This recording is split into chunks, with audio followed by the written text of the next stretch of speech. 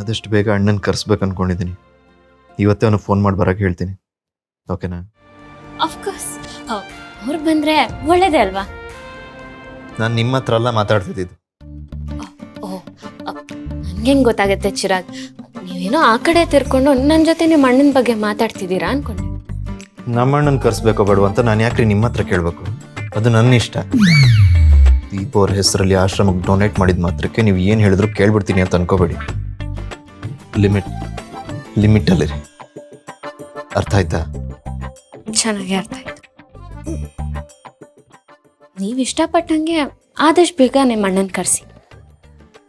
ಚಿರಾಗ್, ನಿಮ್ಮ ಹತ್ರ ಏನೋ ಕೇಳಬೇಕು ಅನಿಸ್ತಿದೆ. ಏನು? ಇಲ್ಲಿದ್ದೆ ದೀಪ ಅವ್ರ ಕಟೌಟ್ ಎಲ್ಲಿ? ನಿಮಗೆ ಯಾಕೆ? ಮೊನ್ನೆವರೆಗೂ ಇಲ್ಲೇ ಇತ್ತಲ್ಲ, ಅದಕ್ಕೆ ಕೇಳಿದೆ ಅಷ್ಟೆ.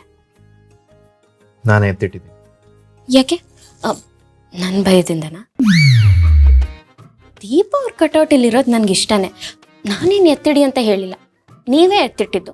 ನೆನಪಿರ್ಲಿ, ನಾಳೆ ನನ್ನ ಮೇಲೆ ಬರಬಾರ್ದು. ಏನು ಸುಮ್ಮನೆ ನಿಮ್ಮ ಮೇಲೆ ಆರೋಪ ಮಾಡೋಷ್ಟು ಮುಟ್ಟಾಳಲ್ಲ ನಾನು. ಆಯ್ತು, ನಾನೇ ಮುಟ್ಟಾಳಿ ಬಿಡಿ. ವಿನಾಕಾರಣ ನಿಮ್ಮ ಹತ್ರ ಮಾತಾಡಿ ಜಗಳ ಆಡಕ್ಕೆ ನನಗೆ ಟೈಮ್ ಇಲ್ಲ. ಅಯ್ಯೋ, ನಾನು ಜಗಳ ಆಡ್ತಿಲ್ಲ ಚಿರಾಗ್. ನೀವು ಒಪ್ಪಿದ್ರೆ ನಾನು ಪ್ರೀತಿ ಮಾಡೋಕ್ಕೂ ರೆಡಿ. ಸಾರಿ ಸಾರಿ ಸಾರಿ ಸಾರಿ.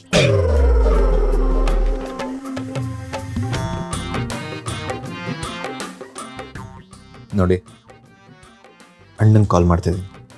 ಸೈಲೆಂಟಾಗಿ ನಿಂತ್ಕೋಬೇಕು. ಓಕೆ.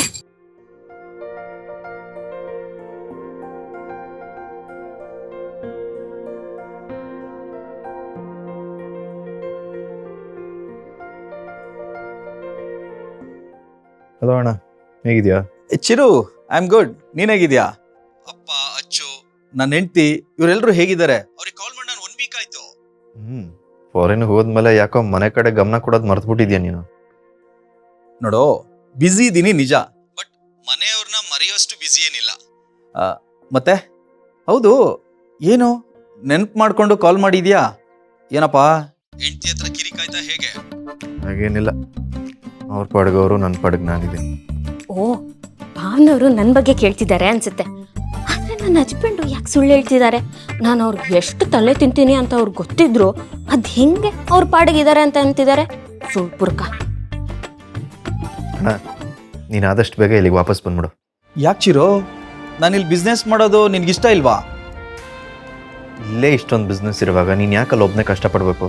ನೋಡು, ವಯಸ್ಸಿದ್ದಾಗ ಕಷ್ಟಪಟ್ರೆ ವಯಸ್ಸಾದ್ಮೇಲೆ ಕೂತ್ಕೊಂಡು ತಿನ್ಬೋದು. ಕರೆಕ್ಟ್ ತಾನೆ? ಕೂತು ತಿನ್ನೋಷ್ಟು ಅಪ್ಪನೇ ಮಾಡಿಟ್ಟಿದ್ದಾರೆ. ಬಾ ನೀನು. ನೋಡಪ್ಪ, ನೀನ್ ಯಾಕೆ ದುಡಿತಾ ಇದೀಯಾ?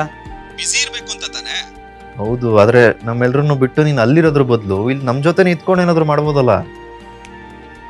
ಮನುಷ್ಯಂಗೆ ಎಷ್ಟು ದುಡ್ಡಿದ್ರು ಸಾಲಲ್ಲ ಅಂತ ದೀಪ ಅವ್ರು ಹೇಳ್ತಾ ಇದ್ರು. ನಿನ್ನ ವಿಚಾರದಲ್ಲಿ ನಿಜ ಆಗೋಯ್ತು ನೋಡಿದ್ದು.